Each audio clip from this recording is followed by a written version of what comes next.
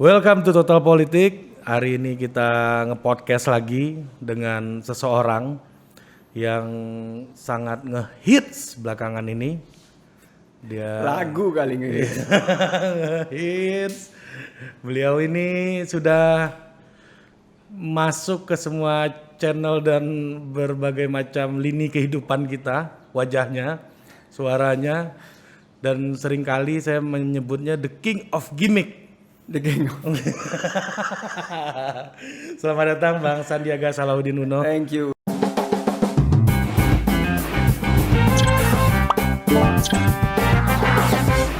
Terima kasih sudah datang ke rumah saya dan ini merupakan suatu kehormatan. Anak-anak muda yang terus jadi penebar inspirasi. Yus, ini kena gimmicknya kita nih di awal-awal nih. Iya dong, kan ini model baru podcast dan cara anak-anak muda sekarang pengen dapat informasi ini ya melalui podcast ya. Dan ya kalau kita nggak ikut di alur baru ini ya mungkin kita nggak jadi relevan. Jadi, thank you bro. Terbawa arus Bang ya. Ya kita harus ikut arus. Harus ikut arus. Ini salam corona gimana Bang? Ya. Salam corona gini, terus gini, tapi kakinya disilangin. Disilangin. Tadi ketemu depan masjid, mau salaman, oh bro. Nah, makanya gue bilang Bang Sandi ini The King of Gimmick. Ada aja, oke, semuanya jadi ikonik Bang. Itu ya buat fun aja lah. Life is too short. Yoi. Apakah sederhana itu Bang? Ya enggak lah, menurut saya sih kalau misalnya kita lagi kebetulan ini kan hal yang menimpa kita mengenai COVID-19 ini sangat serius ya, dan gimana caranya kita bisa menyikapinya juga dari sisi yang ringan dan kadang-kadang menghibur kan, kita kan ingin menghibur juga, jadi karena kita biasa salaman, biasa pelukan, tapi sekarang disarankan untuk tidak bersentuhan ya tentunya social distancing itu kita pakai salam model baru. Salam model baru dan salam memang ikonik selalu nih Bang Sandi nih Bang. Itu kaget juga saya nih. Oh, ini baru lagi nih mainannya salam. Yang lain daripada yang lain bukan ininya, kaki yang disilangin. Iya, kaki itu. Makanya. Ini dari Bango, terus apa lagi Bang?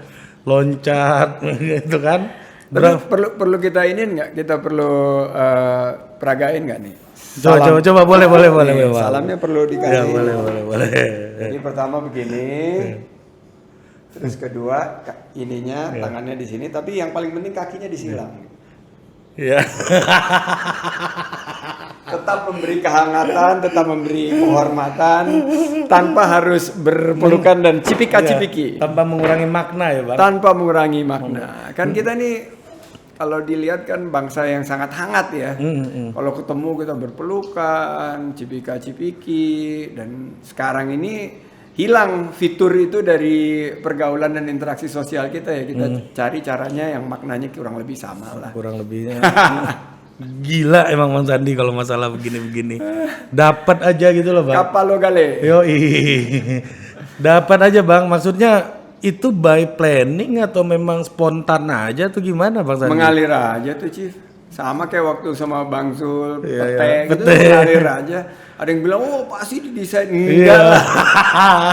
When you go to 1,500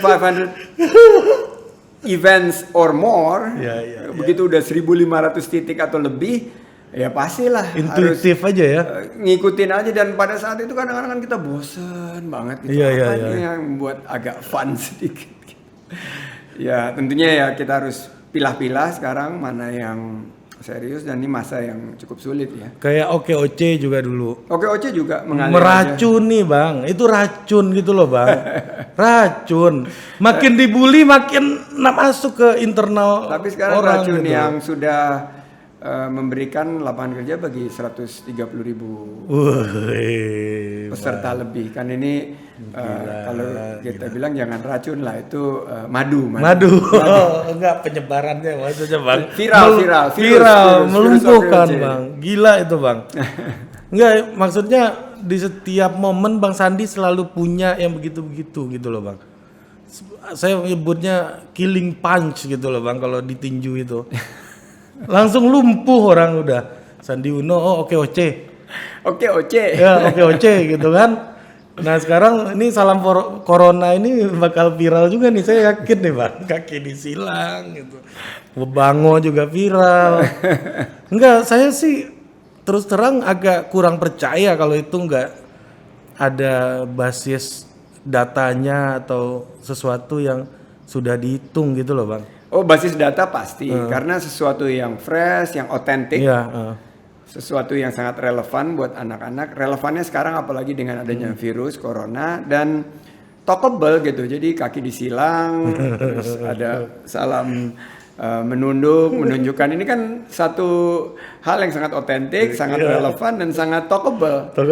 Jadi itu datanya di situ. Iya, Nah, tinggal kita gimana aja menyelip-nyelipkan satu gimmick atau satu events yang bisa diterima. Tapi message-nya itu jelas. Message-nya bahwa kita bangsa yang hangat, kita menghormati anjuran pemerintah, kita nggak meninggalkan kearifan lokal kita, dan kita tetap menyelipkan sesuatu yang ringan. Sepenting apa gimmick bagi seorang Sandiaga Salahuddin Uno, Bang? Sangat penting karena sekarang ini kita ada dalam era informasi yang sangat cepat ya, bergerak.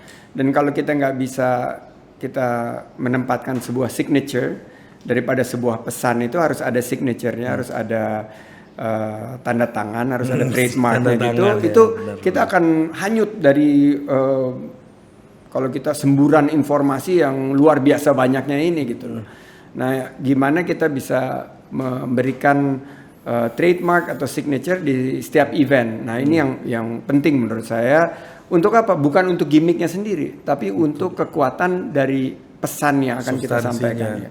Kayak OKOC itu kan, OKOC itu bukan gimmicknya, tapi OKOC itu yang kita dorong adalah gerakan penciptaan lapangan kerja berbasis kewirausahaan. Toko rakyat ya salah satunya. Toko rakyat, sekarang kita sudah punya, alhamdulillah ya, sudah punya kehadiran di 34 provinsi dan ada lebih dari 200 komunitas penggerak. Nah, ini yang engine yang sekarang sudah menjadi sebuah gerakan, dan ini yang kita harapkan bisa terus membantu pemerintah menciptakan lapangan kerja. Dan itu sudah, maksudnya gini Bang, ya gimana caranya Bang Sandi ini dulu malah meninggalkan jabatan publik, jadi impactnya makin besar ya Bang ya? Ya, meninggalkan jabatan publik itu kan konsekuensi dan dinamika politik, di mana siapa yang pernah nyangka sih dinamikanya seperti ini gitu ya. Jadi kita mengalir saja, dan ya banyak juga yang bilang ya setelah Pilpres pasti kembali lagi ke dunia usaha dan atau kembali jadi wagub lagi. Tapi saya lihat ada dua hal ya waktu itu ya, bahwa saya ingin menghadirkan dampak kontribusi yang positif, di mana janji-janji kemarin Pilpres dengan segala keterbatasan karena kita belum mendapat amanah masih terus bisa kita wujudkan dalam skala yang terbatas tentunya. Jadi skalanya waktu itu kalau OKOC kita tidak menjadi sebuah program yang diadopsi pemerintah seperti di DKI, paling nggak kita bisa hadir baik di level komunitas, RT, RW, desa, kelurahan, kecamatan, kabupaten, sampai ada yang di level provinsi. Nah, kita berharap pada satu saat ini juga diadopsi di pemerintah pusat. Kedua, rumah siap kerja. Ya, RSK. Anak-anak muda yang ingin meningkatkan skills, ingin upgrade skillsnya dan ingin masuk di ekosistem era revolusi industri 4.0 ini kan perlu diberikan kesempatan. Dan tadinya kita berharap ini yang jadi diadopsi sama pemerintah, tapi saya ngelihat ada kesamaan dengan program pemerintah yang prakerja, karena kartu prakerja yang sekarang sudah tidak berwujud kartu lagi, tapi prakerja sudah mirip sama konsep yang kita usung. Jadi nanti kita berharap juga bisa kolaborasi dengan rumah siap kerja. Ada yang bilang Bang Sandi ini mau varian politisi baru gitu ya, kalau kata teman-teman itu startup politician. Ini agak aneh gitu ya. Waktu ada sebuah berita yang mengatakan bahwa bahkan sebelum Bang Sandi dilantik menjadi wakil gubernur DKI waktu itu, di berita itu dikatakan bahwa Bang Sandi udah balik modal katanya di artikel itu. Jadi apakah Bang Sandi memang menyadari gitu melihat politisi hari ini itu ada valuasinya seperti sebuah perusahaan startup gitu ya. Kalau dulu kan bisnis tuh EBITDA ya, nasib biaya, modal segala macam gitu ya. EBITDA itu, pemirsa netizen yang budiman, adalah satu ekspresi yang sudah zaman old. EBITDA itu adalah singkatan dari Earning Before Interest, Tax, Depreciations, and Amortizations. Yang ngerti itu cuma orang-orang finance saja bro, ini kan yang nonton banyak. Nah, EBITDA sekarang zaman now nggak terlalu dijadikan satu ukuran bagi sebuah perusahaan, bagi startup, tapi lebih ke valuasi GMV ya, gross market valuations, atau bagaimana mereka menciptakan satu valuasi yang dengan standar ukuran yang jauh sangat berbeda. Nah, kembali ke politik. Nah, politik ini menurut saya akhirnya harus menemukan bentuk baru. Karena politik yang zaman old adalah bagaimana kita menggunakan politik itu untuk mendapatkan kekuasaan dan memperbesar pengaruh. Tapi kadang-kadang kita lupa bahwa politik itu sebetulnya adalah the art of the impossible. Untuk digunakan sebaik-baiknya untuk kemaslahatan masyarakat, untuk bangsa dan negara. Nah, saya melihat bahwa politik zaman now dan sekarang sudah mulai banyak politisi-politisi baru, saya senang banget anak-anak muda terutama yang mulai mengadopsi cara melihat politik ini sebagai bukan politik ini sebagai tujuan akhir, tapi politik itu adalah means to an end. Jadi ini adalah sebuah kendaraan untuk akhirnya berkontribusi secara positif kepada kemajuan bangsa dan negara, ikut dalam partisipasi pembangunan, dan politik ini dijadikan sesuatu yang seru gitu loh, sesuatu yang asik. Nah, dan ini belum berhasil ya, karena survei terakhir yang kita lakukan internal, apalagi di kalangan milenial, politik dan terutama partai politik ini belum mendapatkan tempat di hati anak-anak muda, di hati teman-teman milenial. Nah, ini PR paling gede buat kita, buat saya dan teman-teman yang masih ada di orbit partai-partai politik ini, untuk mengubah sehingga akhirnya jangan hanya menjadi ajang 5 tahunan saja, tapi politik ini udah jadi bagian daripada keseharian dari teman-teman, khususnya yang teman-teman muda milenial, karena perubahan itu ada di anak-anak muda. Dan anak-anak muda kalau misalnya bisa membawa konsep perubahan menuju bangsa yang lebih baik ini melalui jalur politik, ini akan dampaknya luar biasa. Kan Bang Sandi kemarin belum diberikan amanah nih di Pilpres kemarin. Kalah lah intinya. Kalah ya, gampangnya gitu. Tapi gue kan nggak enak ya. Nggak usah di-sugarcoat, nggak usah bilang kalah, menang itu oke. Udah lewat bro. Iya oke. Kalah Bang. Kalau di antara para pendukung, enggak, kita nggak kalah. Cuman sebelah sana suaranya lebih banyak. Iyalah, setelah hampir setahun nih, tanggal 21 Maret, 17 April kan pas tahun.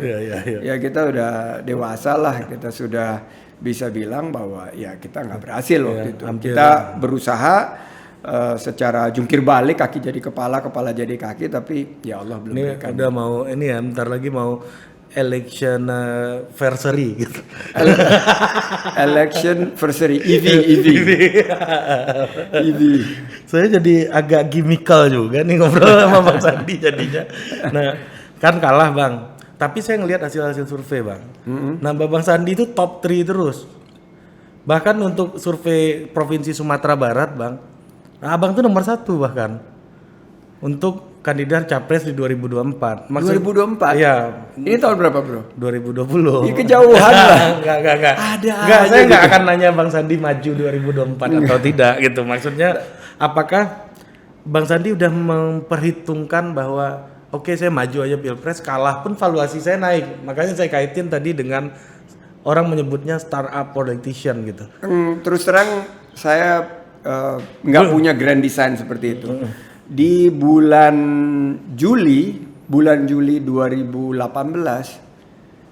gue lagi asik-asiknya bro, lagi di Moskow, lagi mewakili Pemprov DKI sama Pak Gubernur Iwan Prayitno, ada Pak Bambang Brojo, dan kebetulan waktu itu kan diminta sama Pak Prabowo jadi koordinator tim kecil untuk pencapresan beliau.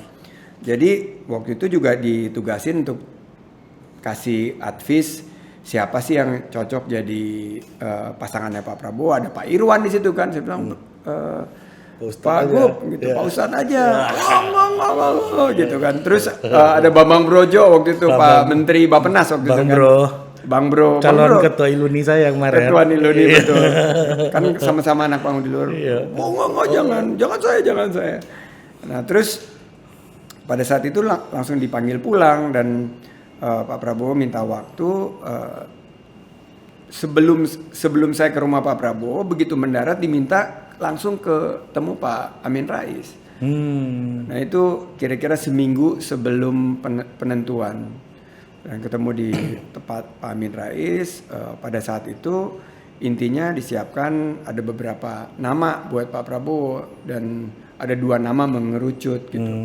Karena nama pertama yang diharapkan menjadi cawapresnya Pak Prabowo kan Mas Anies. Tapi Pak Gub waktu itu dengan beberapa pertimbangannya ya beliau nggak menerima tawaran dari Pak Prabowo dan koalisi pada saat itu. Ya singkat cerita kan last minute banget. Jadi nggak ada tuh grand design yang ada di kepala kita, last minute banget. Karena calon yang satu nggak disetujui oleh partai ini, calon yang satu nggak disetujui partai ini, ada beberapa calon lah. Akhirnya last minute 3 hari terakhir itu tiba-tiba diminta, ya udah siap-siap. Sebagai salah satu ban serap lah, ini benar-benar ban serap seandainya nggak ada gitu. Ya sudah pada saat itu karena ini saya kalau di Gerindra itu nggak kayak di partai-partai lain, partai komando bro. Jadi ya perintah Pak Prabowo ya kita siapkan gitu loh. Dan begitu Pak Prabowo minta saya dan partai-partai lain juga akhirnya minta hal yang sama, ya nggak pakai ngitung-ngitung lagi gitu loh. Karena pada saat itu saya yang kepikiran ini satu tanggung jawab, satu amanah harus dilakukan dengan penuh totalitas. Jadi 1,5 tahun yang lalu nih Chief, 1,5 tahun yang lalu ya akhirnya saya bilang udah mundur dari Wagub dan ya waktu itu sih totalitas. Kita kan maunya all out gitu. Ini Bang Sandi bukan tipikal yang setengah-setengah lah. Ya, memecahkan rekor muri, Bang.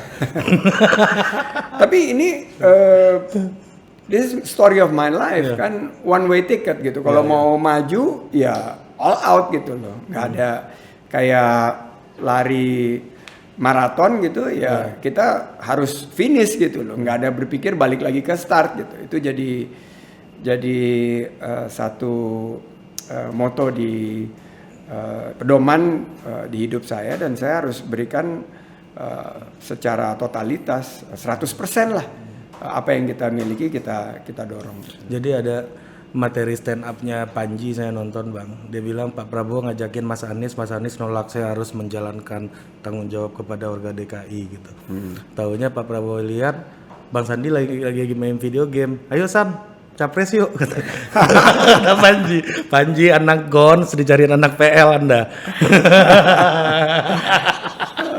Ya mungkin bener kayak gitu ilustrasinya Panji gitu Bang. Saya lagi lagi e-sports, lagi main game. Lu ngapain nganggur? Kurang ajar emang Panji. Bro Panji, peace. Mantan jubir kita. Yoi, kan itu dia masih merasa jubir. Masih belum move on dia dari pilkada itu Bang. Udah lewat kali pilkada juga. Dia kalau bilang apa di YouTube-nya itu kalau ada Anies Baswedannya yang nonton ratusan ribu. Tapi kalau dia stand up comedy 10.000. Tapi gue lihat tuh lu punya podcast kapan ya sama Panji. Sama Panji itu yang cerita tentang banjir gitu loh. Dan mungkin aku pengen lurusin tuh di ini. Jadi memang di data kita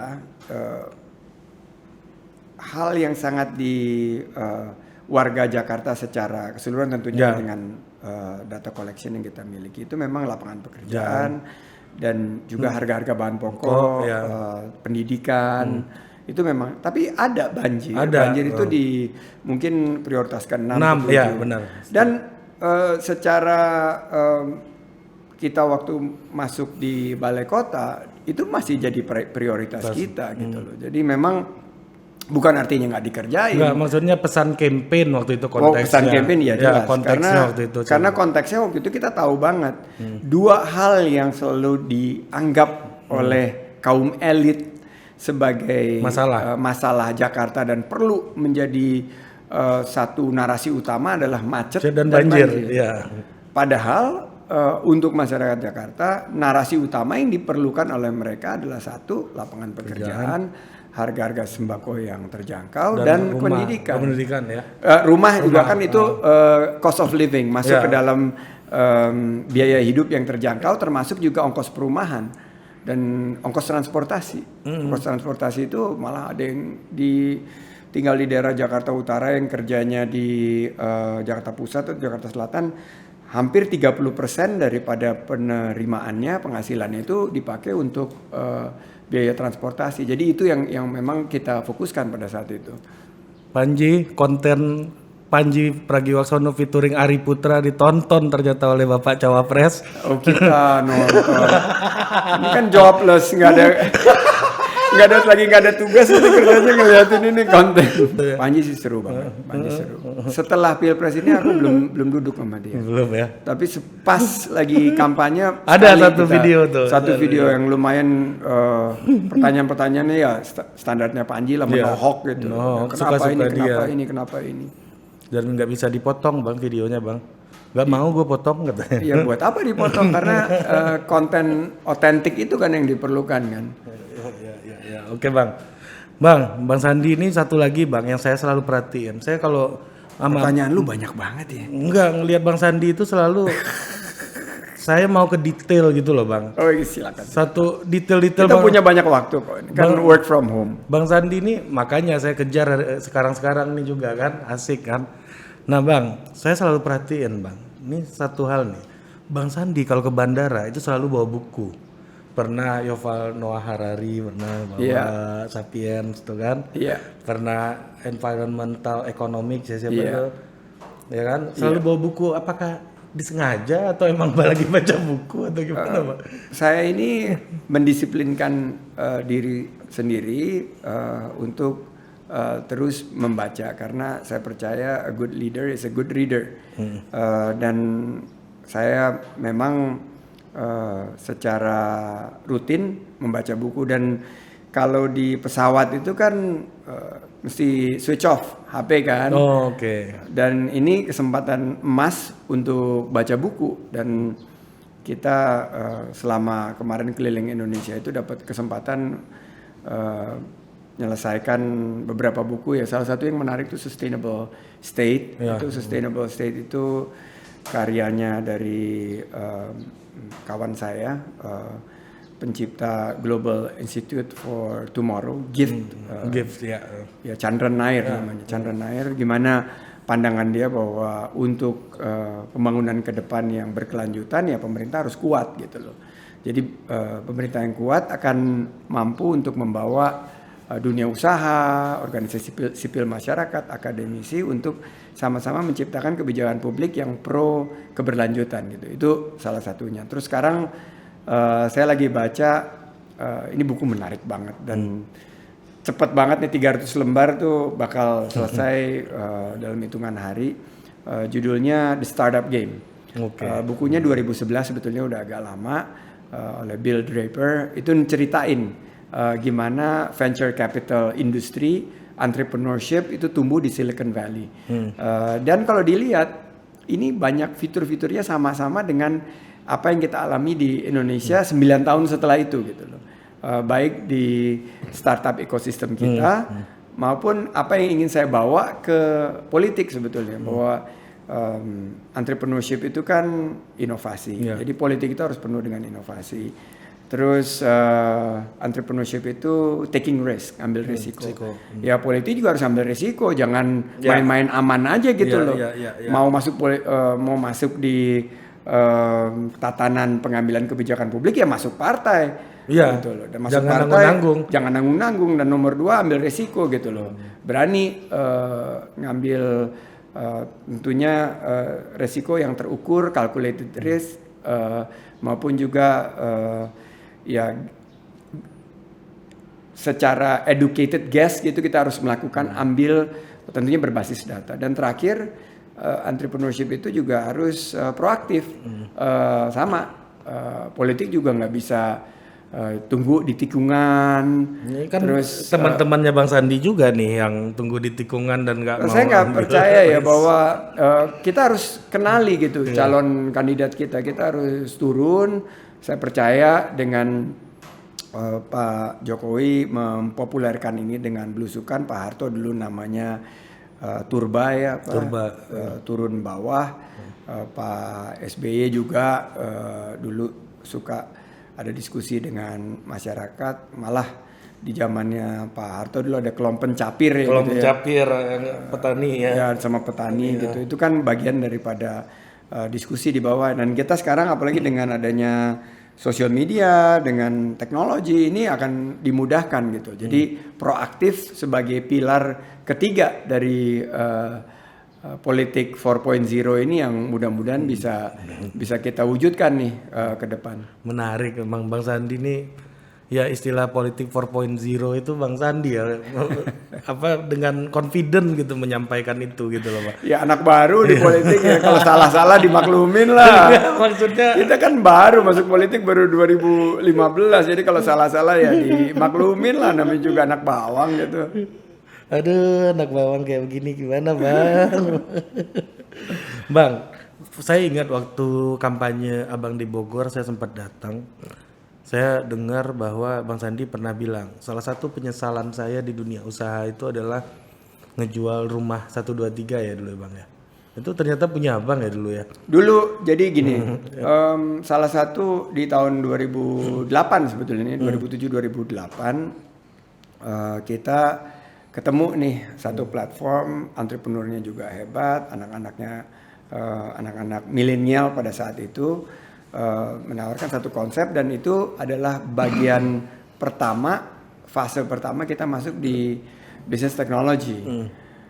Dan waktu itu apa Bang yang paling dominan line bisnisnya Bang Sandi waktu itu? Kita waktu itu ada 2 dominan, yaitu sumber daya alam, energi, power, terus kita juga masuk di infrastruktur, ada telco, waktu itu baru juga awal di toll road, tower gitu ya. Dan ketiga kita baru mulai mau mengembangkan masuk di bisnis konsumer, bisnis barang-barang konsumsi sehari-hari, fast moving consumer goods. Nah, ini baru banget kita mau masuk. Nah, teknologi ini apa gitu. Tapi kita teriyakini pada saat itu oleh manajemen timnya, dan akhirnya kita berinvestasi. Nah, sebetulnya ini adalah cikal bakal daripada tech startup yang waktu itu belum dikenal, belum ada Gojek, belum ada Tokopedia, dan kita awal sekali masuk. Seandainya kita waktu itu tidak menjual, kita mungkin masih terus ada di ekosistem itu. Tapi karena kita menjual, kita tidak punya portfolio di dalam pengelolaan investasi kita yang ada kekhususan di bidang teknologi digital dan the upcoming revolution industry 4.0. Nah, nggak punya portofolio. Karena nggak punya portfolio, kita nggak dapat juga exposure dan wawasan terhadap apa yang akan menjadi satu terobosan-terobosan ke depan. Seandainya pada saat itu kita masih punya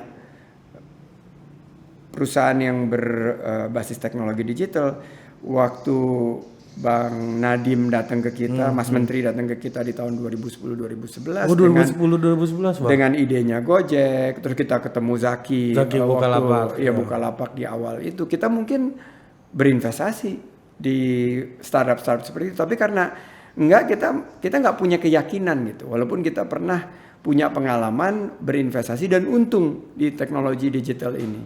Jadi Yang bikin beratnya apa Bang waktu itu Bang? Ya itu tadi EBITDA. Itu. Nyebelin ya. Karena perusahaan-perusahaan ini nggak bisa nunjukin kapan mereka memiliki proyeksi akan memiliki EBITDA yang positif. Bakar uang terus ya? Ya selama 5 tahun ini mereka nggak bisa nunjukin, mereka hanya bisa 5 tahun Bang waktu itu Bang? Rata-rata mereka punya business plan itu kan 5 tahun standar kan. Di 5 tahun ini mereka ya baru tahun ketiga, tapi itu juga ya dengan penuh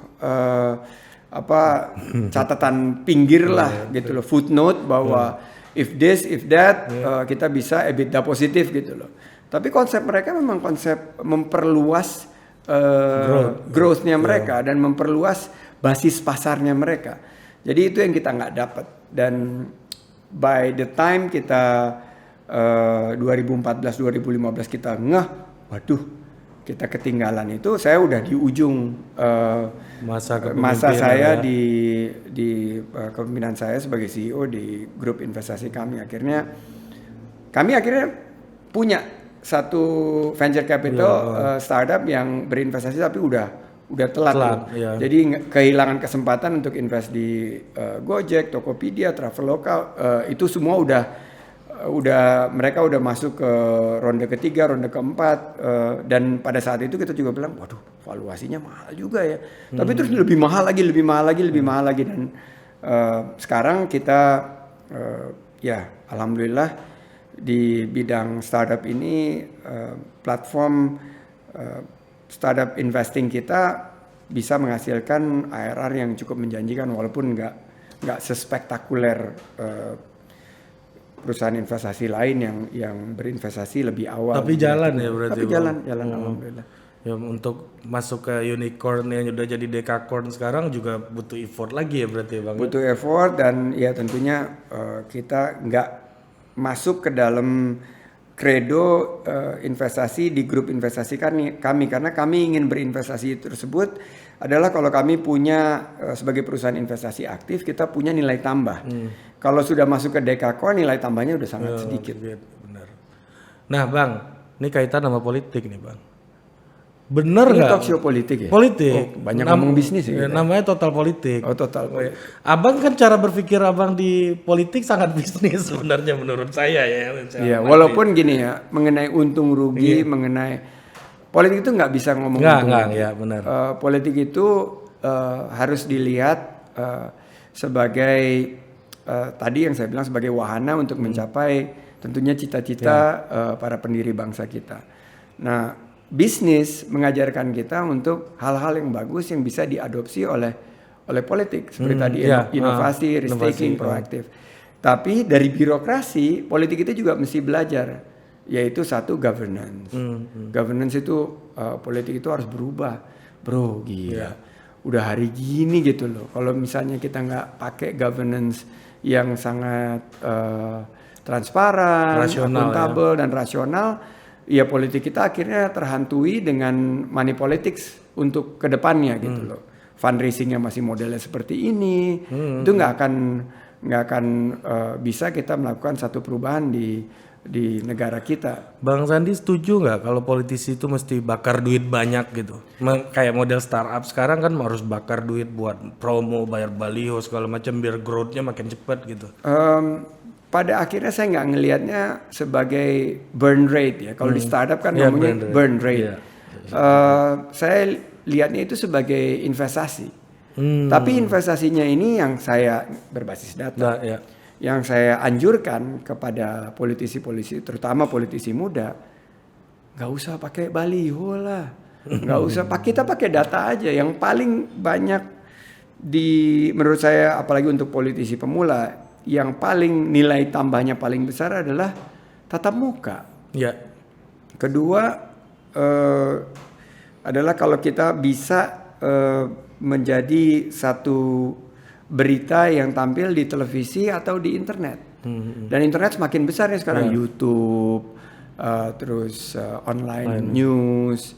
Itu yang lebih daripada kita bakar-bakar duit taruh muka kita di baliho atau di pohon atau di spanduk dan segala macam.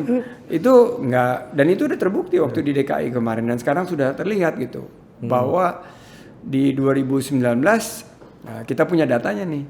Dari jumlah baliho 02 dibanding 01 kan bedanya jauh, 10:1. Jauh.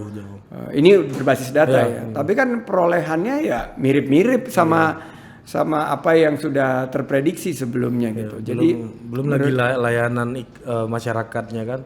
Tertiblah berlalu lintas, Pak Jokowi naik motor. Iya, itu subliminal lah ya. Tapi pada intinya saya ngelihat itu the luxury of incumbent. Kita nggak bisa nyalahin. Kalau sistem kita seperti ini, incumbent selalu punya luxury. Nah, kalau nggak mau berhadapan dengan luxury of incumbent, yang jangan maju gitu loh. Jadi kita terimalah bahwa ini udah menjadi konsekuensi. Kita berhadapan dengan incumbent, ya kita harus lebih smart. Bagaimana menampilkan kampanye yang gigit gitu loh. Kalau lawan pakai baliho nggak mungkin bisa ngimbangin kita. Nggak bisa, kita gimana mau ngimbangin. Tapi kalau kita misalnya bisa satu pendekatan, misalnya urusan ini azan bro, sorry. Oh iya. Waktunya azan. Oke, bro. Mohon maaf nih tembus. Santai, Pak. Akhirnya kita rely kepada ekonomi rumah tangga, ekonomi keluarga. Misalnya tempe setipis kartu ATM. Ini nih. Terus nasi goreng nasi ayam di Indonesia lebih murah daripada di Singapura. Nah, hal-hal begitu yang bisa kita pakai keluar masuk pasar untuk menanyakan harga-harga bahan pokok.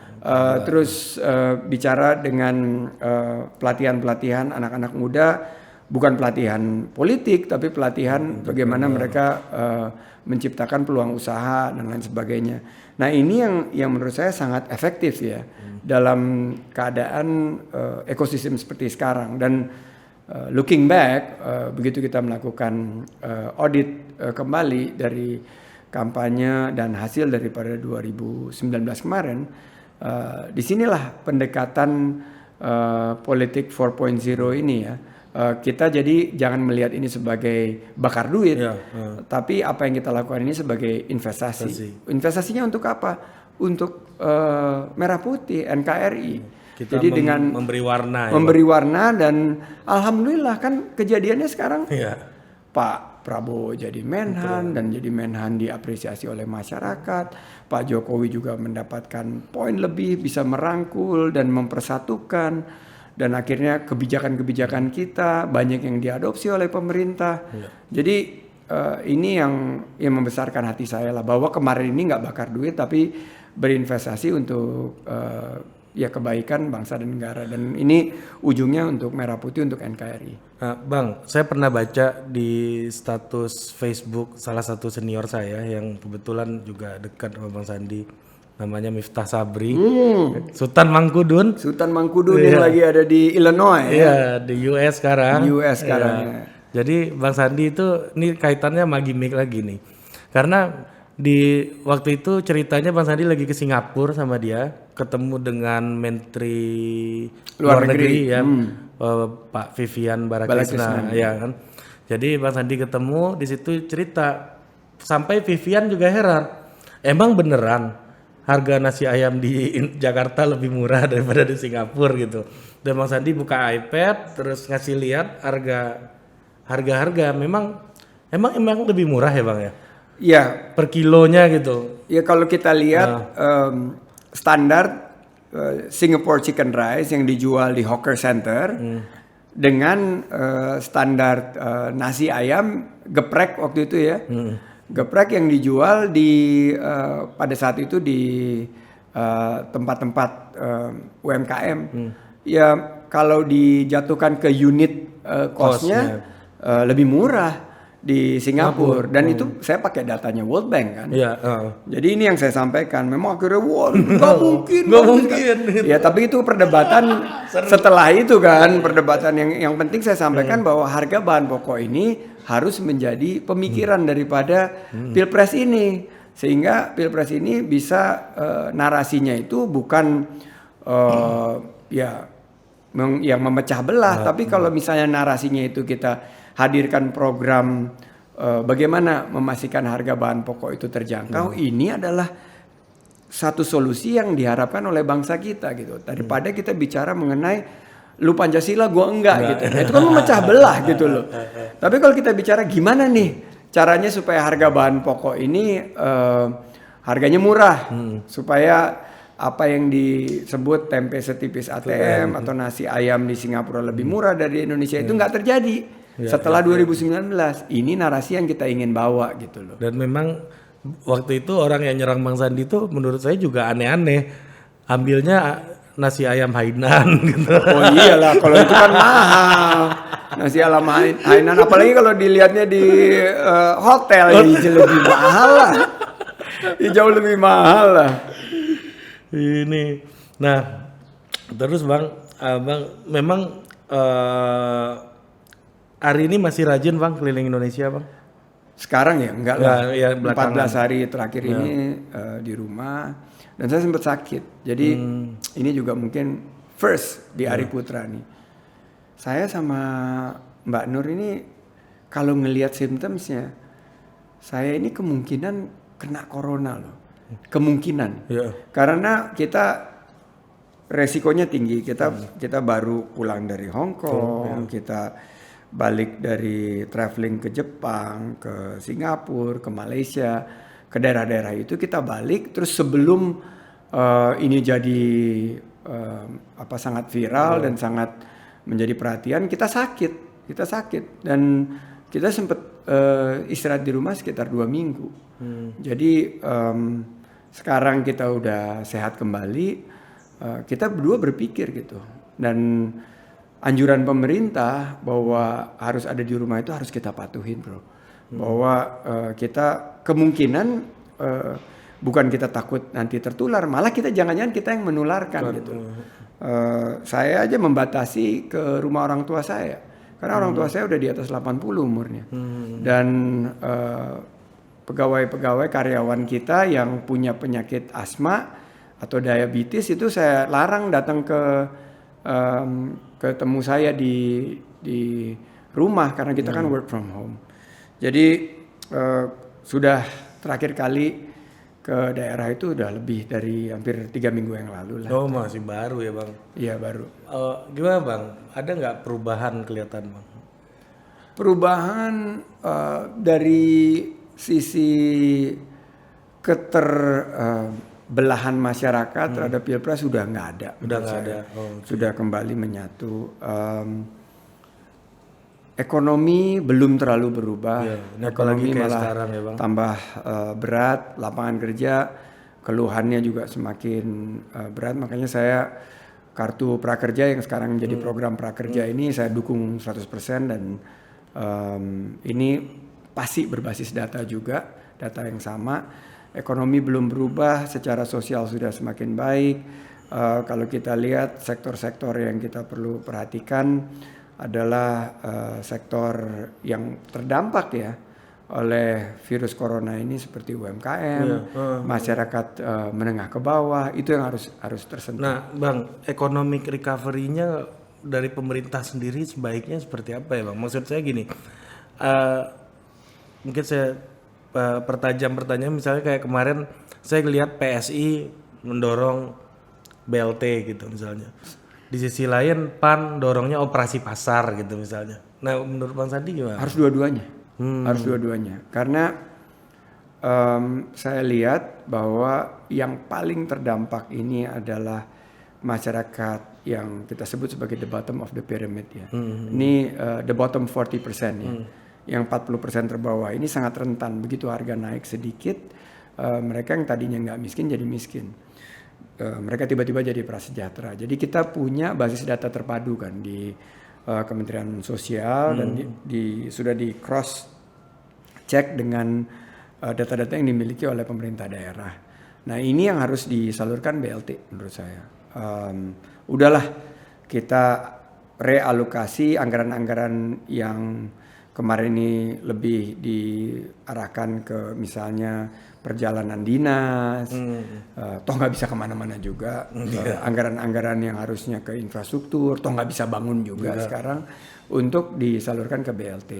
Operasi pasar ini yang diusulkan oleh teman-teman PAN ya harus dieksekusi segera. Karena kita operasi pasar ini memastikan satu, ketersediaan pasokan bahan pokok, dan nomor dua memastikan harganya stabil dan terjangkau. Dan ketiga, operasi pasar ini memastikan rantai distribusi yang sederhana dan berkeadilan. Nah ini harus dijalankan. Pokoknya prioritas utama adalah rakyat. Lockdown ini setuju nggak Bang Sandi? Gini, saya nggak mau masuk dan ini talk show with Ari Putra ini mudah-mudahan bisa menjadi satu example juga, lead by example. Kita jangan masuk ke dalam satu perdebatan yang toh kita belum tentu juga punya informasi yang akurat.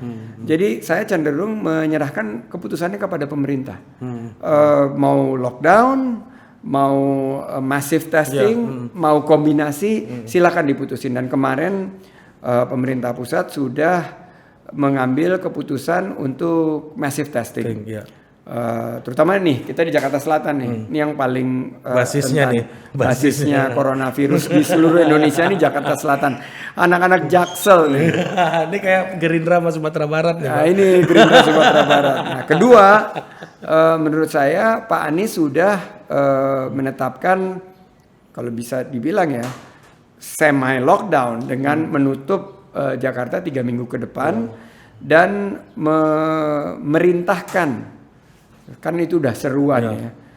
Dengan sebuah seruan bahwa 14 hari mulai dari Senin kantor-kantor diminta tidak beroperasi.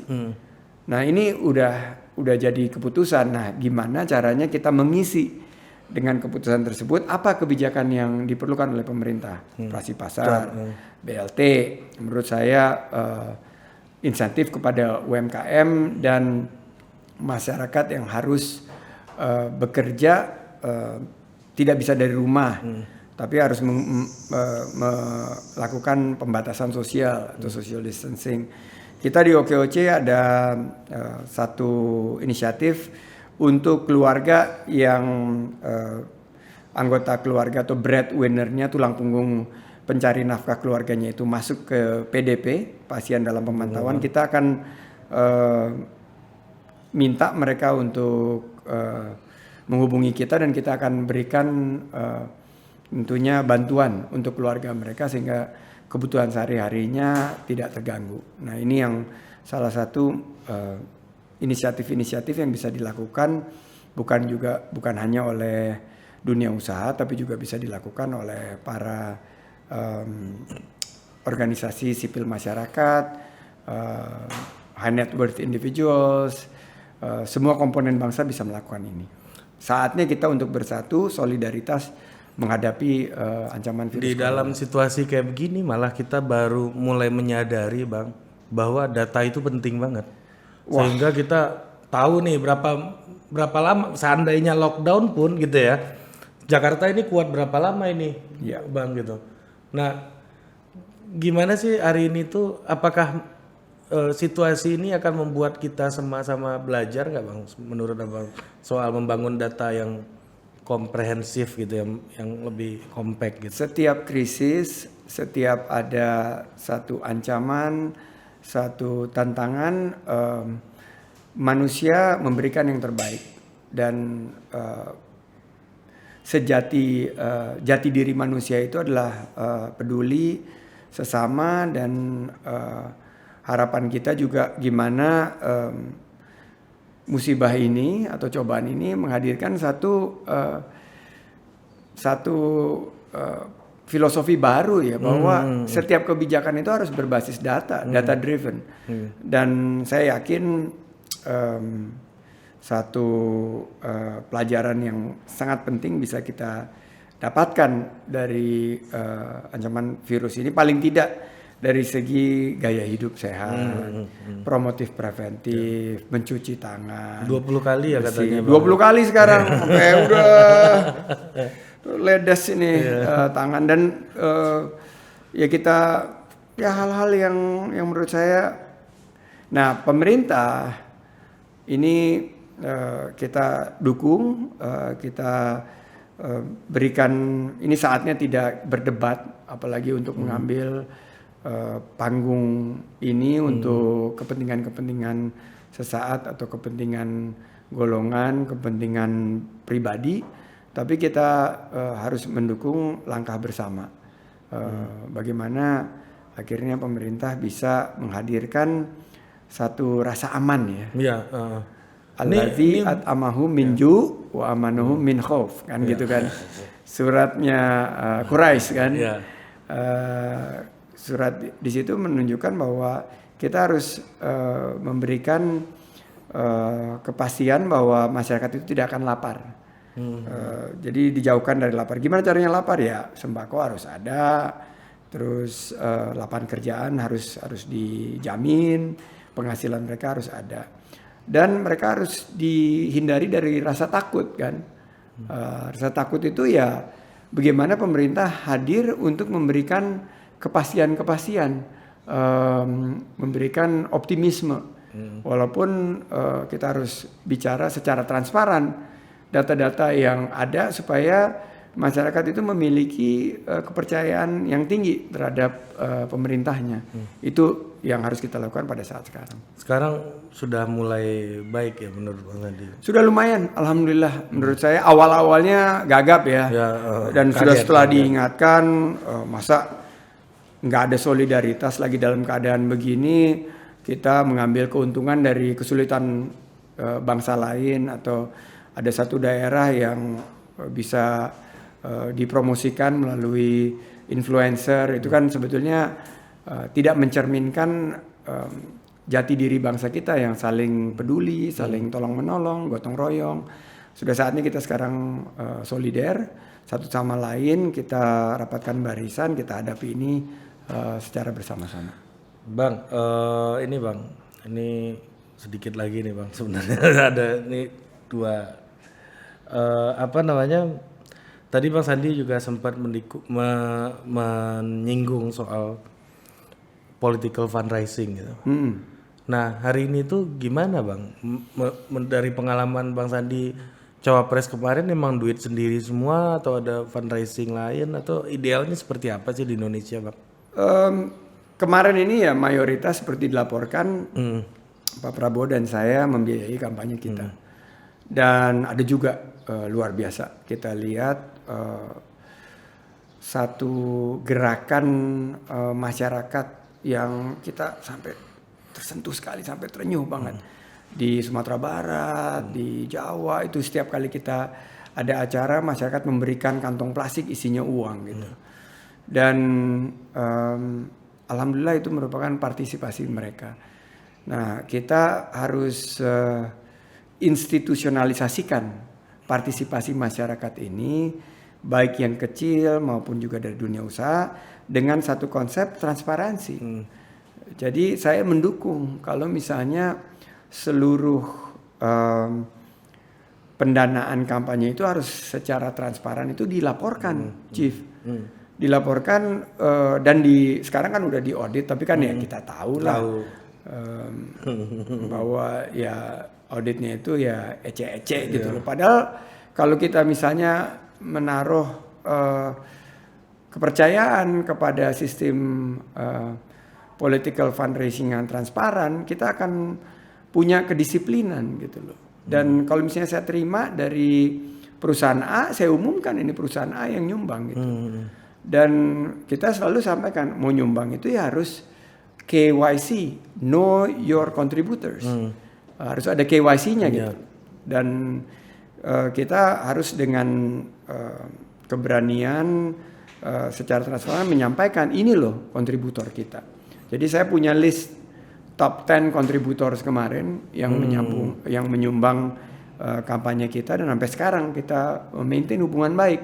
karena dia juga secara terbuka menyampaikan sumbangannya dan kita berterima kasih bahwa ke depan komitmen terhadap transparansi, akuntabilitas ini bisa dijunjung tinggi dalam pendanaan politik kita ke depan. Bang, regulasinya kita menurut Abang masih kucing-kucingan atau misalnya kayak Abang pasti ngikutin politik Amerika hari ini kan, misalnya kayak Joe Biden sama Bernie kan tinggal di Demokrat harus memenuhi berapa PAC, berapa ini yang ada fundraisingnya, ada diumumkan dan itu menjadi salah satu prasyarat untuk kandidasi gitu ya.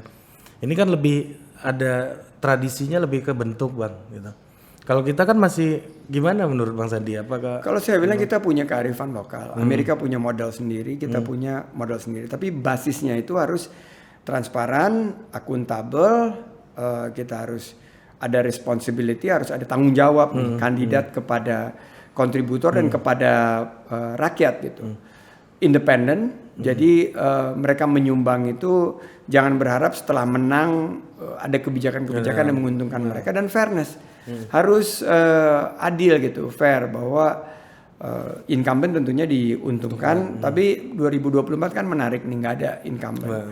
Nah ini open field gitu loh. Jadi kemampuan kita secara fair untuk menggalang dana kampanye kita ke depan.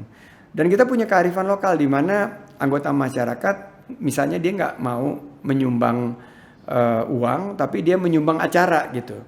Dia buatin acara. Bang Sandi pokoknya tinggal datang, saya hadirkan 1.000 orang gitu. Nah ini kan bentuk daripada nggak ada di Amerika. Di Amerika nggak ada, di kita ada, dan kita harus laporkan juga bahwa nggak dalam bentuk cash, tapi dalam bentuk natura. Nah ini yang harus kita juga secara disiplin melaporkan. Itu gimana Bang cara pelaporannya Bang? Iya, kalau saya bilang eventnya aja. Kita laporkan event ini didanai oleh relawan ini. Kan kalau relawan itu kan mirip-mirip PAC kan, Political Action Committee itu adalah sebetulnya komunitas relawan kita. Mirip-mirip tapi kita punya kearifan lokal kita. Ini menarik nih idenya Bang. Dan ya Bang Sandi kemarin melakukan itu ya padahal. Saya melakukan itu, dan justru inovasi itu merangkul para relawan untuk mereka yang diberikan kebebasan untuk mengorganisir event-event kita ini yang memungkinkan kita untuk menghasilkan 1.500 titik lebih. Kalau nggak kan mahal. Pakai IO nggak mungkin. Oh, pakai IO sih udah nggak mungkin lah, nggak bisa lah.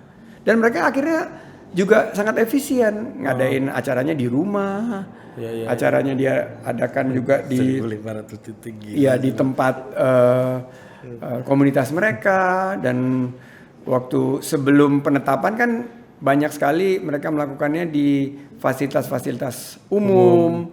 Tapi kan setelah masuk ke dalam penetapan, masjid nggak boleh, universitas nggak boleh. Nah saya nggak. Kalau masjid saya setuju, kita nggak melakukan kegiatan kampanye. Tapi kalau universitas harus dong. Harus diuji dong. Kan universitas itu kan adalah laboratorium politik kita. Anak-anak di sana itu udah bisa memilih semua. Kenapa nggak boleh kita masuk ke kampus? Jadi saya mendorong nanti ke depan PKPU-nya di pilkada ini maupun justru kita harus melakukan debat-debat publik itu ya di kampus.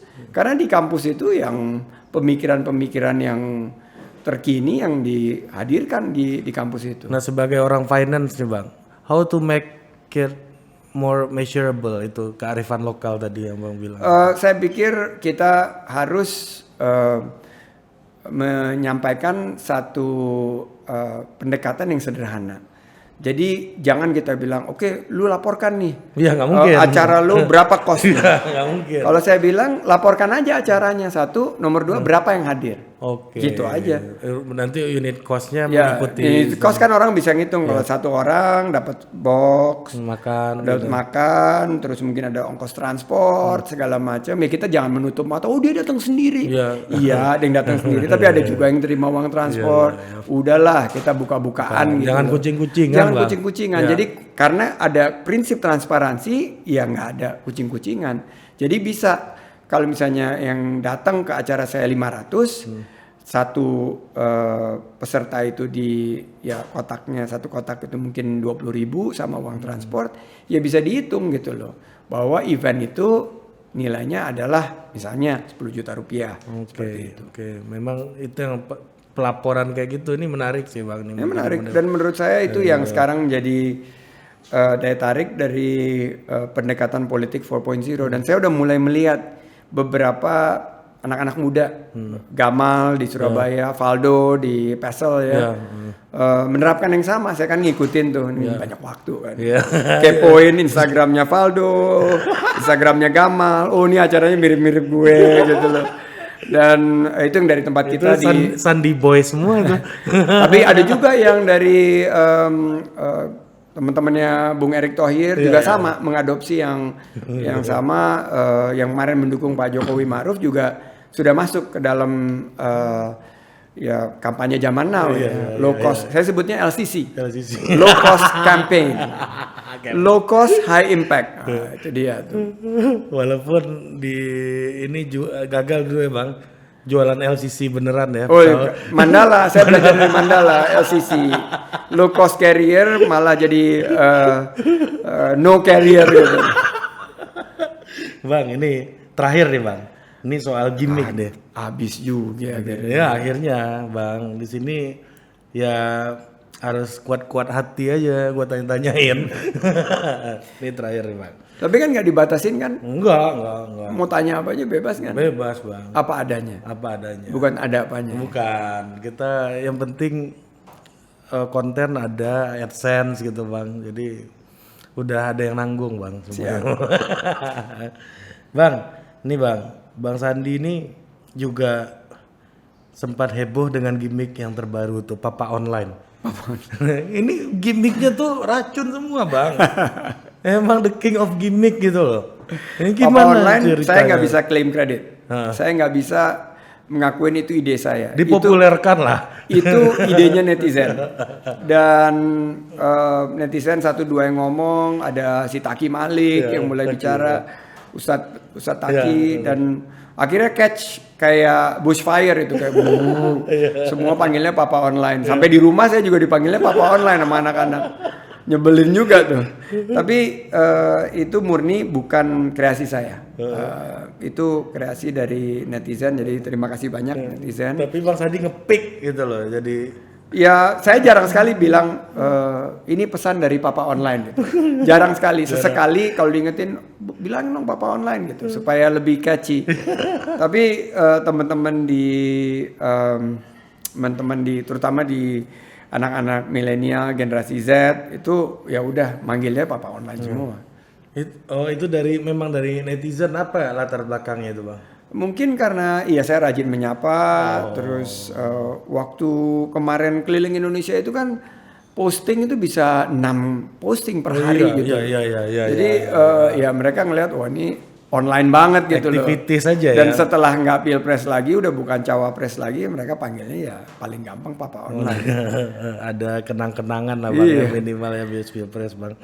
Ya anak-anak online ini luar biasa, jutaan jumlahnya dan rame, seru, penuh semangat dan saya nggak akan mungkin ada di posisi ini kalau tanpa bantuan dari anak-anakku online.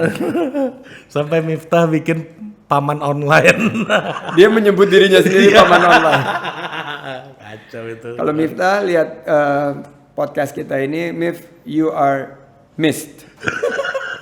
Sedih gitu nggak ada Miftah, tapi ya begitulah, harus utamakan keluarga dulu ya. Iya Bang, dia mudah-mudahan dia jangan ngambil warga negara aja kan Bang ya. Nggak boleh nyalek lagi dia. Pasti dia akan rindu masakan Simpang Raya, ayam pop. Dan mie goreng Bang Karto kayaknya dia. Mie goreng Bang Karto. Tanah Abang. Oke Bang Sandi. Terima kasih Mas Hari Putra, sukses untuk Total Politik. Total Politik Bang. Dan sekarang berapa subscribernya? Udah mau 15.000 Bang. Alhamdulillah. Mudah-mudahan bisa tembus 100.000. Amin. Dan jadi silver seperti saya silver. Tapi ini susah banget nih naik ke atasnya. Susah, Memang Bang, susah, kontennya ini lebih, aduh. Kita udah dikooptasi sama Raffi Ahmad Bang Udah ada gitu. Raffi Ahmad. Baimu Inyong, si Baimu. Sulaiman udah nontonnya Ani Handayani. Saya bilang apa kontennya begitu, saya lihat, oh dia tuh ahli itu yang capit ini buat boneka itu jago banget. Kita nontonin dia, yang menarik sih. Caput gitu loh Ani Handayani. Berapa subscriber YouTube-nya? 3 juta bro. 3 juta. Dia udah ongkang-ongkang aja udah enak banget gitu loh. Tapi ya inilah anak zaman now luar biasa. Ya kayak waktu di IDN Times itu saya baca research-nya 20%-an kan berita politik Bang. 20% dan entertainment yang menghibur yang lebih banyak. Ya lebih banyak, ya wajar aja sebenarnya gitu Bang mereka Bang. Iya. Karena market kita kecil. Kecuali kita pindah kuadran ke entertainer. Iya, berat Bang. Itu langsung face to face sama Raffi Ahmad kita Bang. Saya banyak ciptain konten, salah satunya yang fokus 6 bulan terakhir ini, hampir 6 bulan ya. Itu program-program berbahasa Inggris. Ah iya itu, saya mau nanya itu, lupa saya tadi Bang. Nah gini, Ini karena udah kacau semua nih Bang Sandi jawabnya ke sana-sana. Jadi nggak berguna lagi nih. jadi saya ingetin juga Iya, nih, iya, kan iya. ada. Ada. Iya. Jadi selama saya keliling Indonesia, konten kita 100% bahasa Indonesia. Nah, waktu selesai, saya kan banyak diundang ke luar negeri, ke Singapura. Iya. Mereka ingin terutama dari beberapa rekan-rekan yang aktif mengikuti Ke Yusuf Ishak juga Bang Sandi waktu itu ya. Ya, perpolitikan di Indonesia, menginginkan pemikiran saya dalam bahasa Inggris. Oke. Nah, saya waktu itu gimana caranya supaya dapat saluran yang menarik gitu. Akhirnya kolaborasi sama kawan lama saya Dalton Tanonaka. Ya, dia dulu di CNN, di CNBC. Dia punya programnya dan akhirnya Di TV One ya Bang ya? Di TV One. Terus kok nggak menarik kalau cuma berdua laki-laki, ajak Sandrina Ada juga. Mas Ef juga. Harus ada Kang Ep, istri dari Kang Ep, Sandrina, dan pemikirannya perempuan banget karena 50% masyarakat kita kan dari perlu ngelihat dari segi perspektifnya perempuan.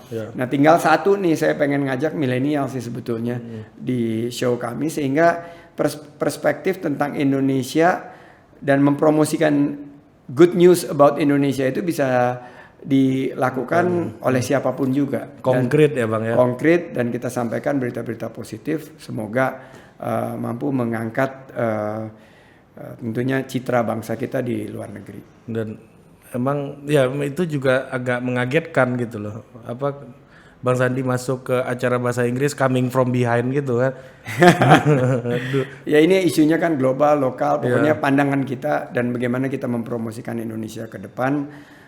Mudah-mudahan suara Indonesia ini jadi suara yang sejuk ya di dunia yang penuh dengan tekanan trade war, ada geopolitik dan sebagainya. Indonesia harus memainkan perannya juga sebagai peran aktif dalam perdamaian dunia. Apalagi ada tuduhan soal radikalisme segala macam. Ya harus kita sampaikan gitu. Jadi narasi-narasi tersebut kita tentunya terus kita kemas bahwa Indonesia ini ada ancaman radikalisme betul, tapi cara menyelesaikan ancaman radikalisme itu bukan dengan memecah belah kita, tapi membenahi sistem pendidikan kita, membenahi ekonomi kerakyatan, memerangi kemiskinan kita, dan kita ciptakan kebijakan-kebijakan yang berkeadilan. Itu yang menurut saya sangat baik untuk kita lakukan, strategis membangun bangsa ke depan. Oke Bang Sandi, terima kasih banyak Bang Sandi. Sukses untuk Total Politik. Thank you very much. Terima kasih banyak Bang. Produced by Total Politik and powered by haluan.co.